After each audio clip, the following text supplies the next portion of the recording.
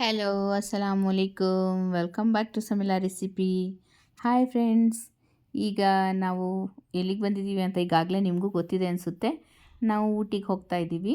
ಊಟಿಯಿಂದ ಮೇಟುಪಾಳ್ಯಂ ಅಲ್ಲೊಂದು ಮದುವೆ ಇದೆ, ಅದನ್ನು ಮುಗಿಸ್ಕೊಂಡು ಬರೋದಕ್ಕೆ ಅಂತ ವೆಕೇಷನಲ್ಲಿ ಹೋಗ್ತಾ ಇದ್ದೀವಿ. ಗೌರಿ ಗಣೇಶ ಹಬ್ಬದ ರಜಾ ಇತ್ತು ಅಂತ. ಸೊ ಅದರ ತಯಾರಿಗಳೆಲ್ಲ ಈಗ ಬೇಗ ಬೇಗ ರೆಡಿ ಆಗ್ತಾ ಇದೆ. ಬೆಳಿಗ್ಗೆ ತಿಂಡಿಗೆ ಏನು ಬೇಕೋ ಅಂತ ಎಲ್ಲ ಮಾಡಿ ಇಟ್ಕೊಂಡಿದ್ದೀವಿ. ಬೆಳಿಗ್ಗೆ ತಿಂಡಿಗೆ ನಾವು ಕುಷ್ಕ, ಹಾಗೆ ಮಟನ್ ಫ್ರೈ ಮತ್ತು ದಾಲ್ ಈ ಥರ ಎಲ್ಲ ಮಾಡಿ ರೆಡಿ ಮಾಡಿ ಇಟ್ಕೊಂಡಿದ್ದೀವಿ. ಇನ್ನೇನು 2 ಕಾರ್ಗಳು, ಒಂದು ಕಾರ್ ನಾವು ಮುಂದಿರೋದು, ಹಾಗೆ ಇನ್ನೊಂದು ಕಾರಲ್ಲಿ ಮಕ್ಕಳು, ಅಪ್ಪ ಅಮ್ಮ ಎಲ್ಲ ಹೊರಟಿದ್ದಾರೆ. ಈಗ ನಾವು ಕರೆಕ್ಟಾಗಿ ಸಮಯ 7 ಗಂಟೆ ಆಗಿದೆ. ಬೆಳಿಗ್ಗೆನೇ ಎಲ್ಲ ರೆಡಿ ಮಾಡ್ಕೊಂಡಿದ್ದು. ಈಗ ನಾವು ಹೊರಡ್ತಾ ಇದ್ದೀವಿ ಊಟಿಗೆ. ಖುಷಿಯಿಂದ ಹೋಗ್ತಾ ಇದ್ದೀವಿ.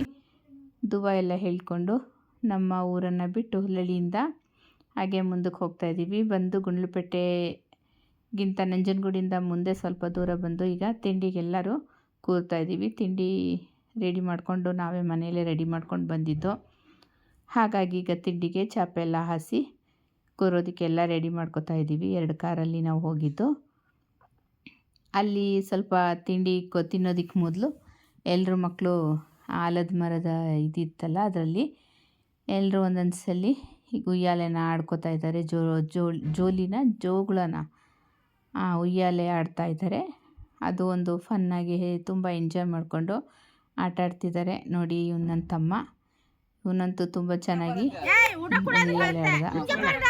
ಇವನು ತನ್ನ ಮಗನ ಜೊತೆನೂ ಉಯ್ಯಾಲೆ ಆಡ್ತಾ ಇದ್ದಾನೆ. ನನ್ನ ತಮ್ಮ ಇರ್ಷಾದ್ ಅಂತ. ಈಗಾಗಲೇ ನಾವು ಮಾಡ್ಕೊಂಡು ಬಂದಿರೋಂತಹ ತಿಂಡಿ ಎಲ್ಲ ಪ್ಲೇಟಲ್ಲಿ ಹಾಕಿ ಎಲ್ಲರೂ ರೆಡಿ ಮಾಡಿ ತಿಂದ್ಕೊಂಡು ಮುಂದೆ ನಮ್ಮ ಪಯಣ ಗುಂಡ್ಲುಪೇಟೆಯಿಂದ ಮುಂದೆ ಹೋಗ್ತಾ ಇದ್ದೀವಿ. ಅಲ್ಲಿ ಮುಂದೆ ಖಾನ್ ರೆಸಾರ್ಟ್ ಅಂತ ಬರುತ್ತೆ. ಸೊ ಗುಫಾ ಅಂತ, ಅಲ್ಲಿ ಸ್ವಲ್ಪ ಹೊತ್ತು ರೆಡಿಯಾಗಿ ಅಲ್ಲಿಂದ ಹಾಗೆ ಮಕ್ಕಳೆಲ್ಲ ಆಟ ಆಡಿದ್ಮೇಲೆ ಬಂಡೀಪುರದ ಮುಖಾಂತರ ನಾವು ಊಟಿಗೆ ಹೋಗ್ತಾ ಇದ್ದೀವಿ. ರಸ್ತೆ ಮಧ್ಯ ಆ ಒಂದು ತುಂಬ ನೇಚರ್ ತುಂಬ ಚೆನ್ನಾಗಿ ಕಾಣಿಸ್ತಾ ಇತ್ತು. ಈಗ ನಾವು ಗೂಡಲೂರಿಗೆ ಬಂದು ತಲುಪಿದ್ದೀವಿ. ಕಲಟಿ ಮುಂದೆನೂ ಸಹ, ಕಲಟಿಯಿಂದನೂ ಸಹ ಹೋಗ್ಬೋದು, ಆದರೆ ಅಲ್ಲೇನು ಸೀನರಿಗಳು ಕಾಣಿಸಲ್ಲ, ಅಷ್ಟು ಚೆನ್ನಾಗಿರಲ್ಲ ಅಂತ ಹೇಳಿದ್ರು. ಹಾಗಾಗಿ ನಾವು ಗೂಡಲೂರು ಮುಖಾಂತರನೇ ಆ ದಾರಿಯಲ್ಲಿ, ಆ ರೂಟಲ್ಲಿ ಹೋಗ್ತಾ ಇದ್ದೀವಿ. ಮಧ್ಯದಲ್ಲಿರುವಂತಹ ಚಹಾ ಗಿಡಗಳು, ಟೀ ಎಸ್ಟೇಟ್ ತುಂಬ ನೋಡೋದಕ್ಕೆ ಸುಂದರವಾಗಿತ್ತು. ಈ ಒಂದು ಸೀಸನ್ನು ತುಂಬ ಚೆನ್ನಾಗಿದೆ. ಮಂಜಾಗಿ ಮೇಲ್ಗಡೆ ಎಲ್ಲ ಬೆಟ್ಟ ನೋಡಿ ಎಷ್ಟು ತುಂಬ ಚೆನ್ನಾಗಿ ಕಾಣಿಸ್ತಾ ಇದೆಯಲ್ಲ. ಹಾಗೆ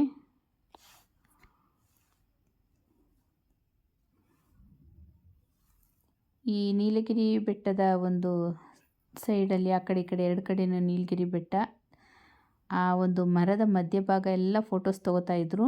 ನಾವು ಮುಂದೆ ಹೋಗಿ ನಿಲ್ಲಿಸಿ ಈಗ ಅಲ್ಲಿ ಉಯ್ಯಾಲೆ ಇದು ಸ್ವಿಂಗ್ಸ್ ಎಲ್ಲ ಇತ್ತು. ಅಲ್ಲಿ ಮಕ್ಕಳು ಸ್ವಲ್ಪ ಜಾರುಬಂಡೆಯಲ್ಲೆಲ್ಲ ಆಟ ಆಡ್ಕೊಂಡು ಎಂಜಾಯ್ ಮಾಡಲಿ ಅಂತ ಅಲ್ಲಿ ನಿಲ್ಲಿಸ್ತು. ತುಂಬ ಚಳಿ ಇತ್ತು ಮತ್ತು ಹಾಗೆ ಮಂಜು ಬೀಳ್ತಾ ಇತ್ತು. ಇಲ್ಲಿ ಅತ್ತೆ ಸೊಸೆ ಇಬ್ಬರು ಸಹ ಉಯ್ಯಾಲೆನ ಆಡ್ತಾ ಇದ್ದಾರೆ.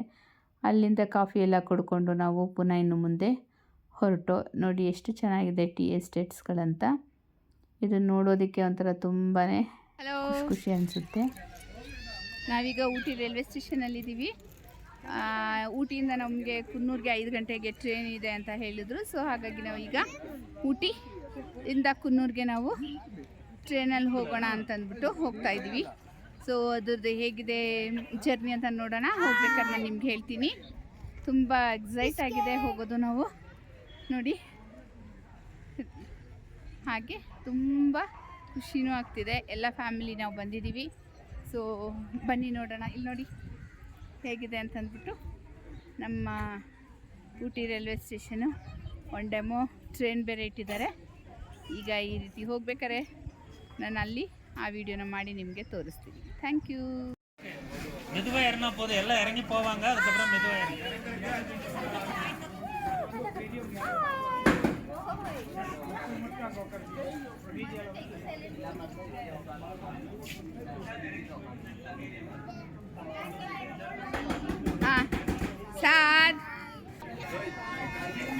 ಕರೆಕ್ಟಾಗಿ 5 ಗಂಟೆಗೆ ಈಗೇನು ನಮ್ಮ ಟ್ರೈನ್ ಬಂದಿದೆ ನೋಡಿ, ಬರ್ತಾ ಇದೆ.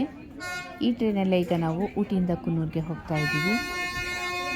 ಈಗಾಗಲೇ ರಿಸರ್ವೇಷನ್ ಆಗಿರೋದ್ರಿಂದ ಟ್ರೈನಲ್ಲಿ ಯಾರೂ ನಿಂತ್ಕೊಂಡು ಹೋಗುವಂಥ ಅವಶ್ಯಕತೆ ಇಲ್ಲ ಅಂತ ಹೇಳಿದರು.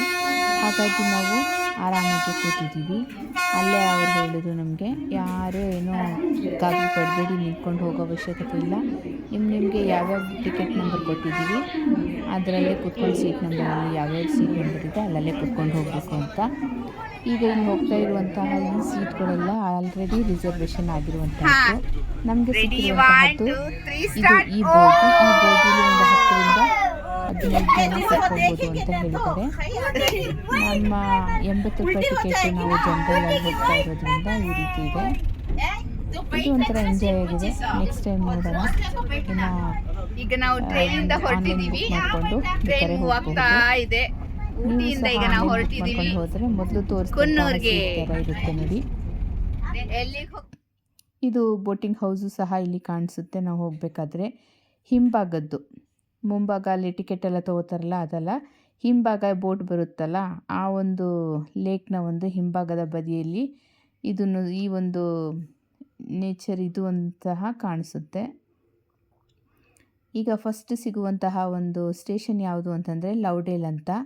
ಹೀಗೆ ಇನ್ನೂ ಒಂದು 3 ಸ್ಟೇಷನ್ಸ್ಗಳಿದೆ.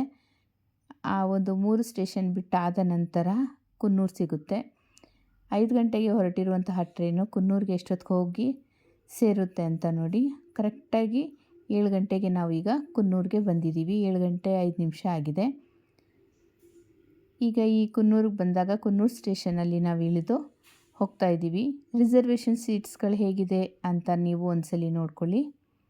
ರಿಸರ್ವೇಷನ್ ಮಾಡಿರುವಂತಹ ಸೀಟ್ಗಳು ಇದು.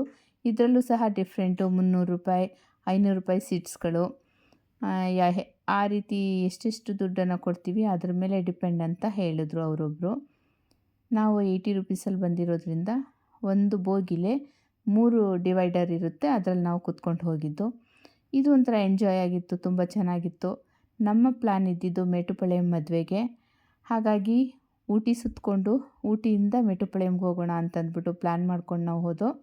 ಹಾಗೆ ನಾವು ಮಾಡಿದ ಪ್ಲ್ಯಾನಲ್ಲಿ ತುಂಬ ಸಕ್ಸಸ್ ಆಗಿತ್ತು. ತುಂಬ ಎಂಜಾಯ್ಮೆಂಟಲ್ಲಿ ಮಾಡಿದೋ. ಈ ಗೌರಿ ಗೌರಿ ಹಬ್ಬದ ವೆಕೇಷನಲ್ಲಿ 3 ದಿನದ ಟ್ರಿಪ್ಪು ತುಂಬ ಚೆನ್ನಾಗಿ ಎಂಜಾಯ್ ಮಾಡಿದೋ. ಫ್ಯಾಮಿಲಿ ಜೊತೆ ಅಪ್ಪ ಅಮ್ಮ ತಮ್ಮ ತಂಗೀರು ಹೀಗೆ ಎಂಜಾಯ್ಮೆಂಟ್ ಮಾಡಿಕೊಂಡು ಬಂದೋ. ಸೊ ನನ್ನ ವಿಡಿಯೋ ಇಷ್ಟವಾಗಿದ್ದರೆ ಲೈಕ್ ಮಾಡಿ, ಶೇರ್ ಮಾಡಿ, ಹಾಗೆ ಕಮೆಂಟ್ ಮಾಡಿ, ಸಬ್ಸ್ಕ್ರೈಬ್ ಮಾಡಿ. ಬಾಯ್.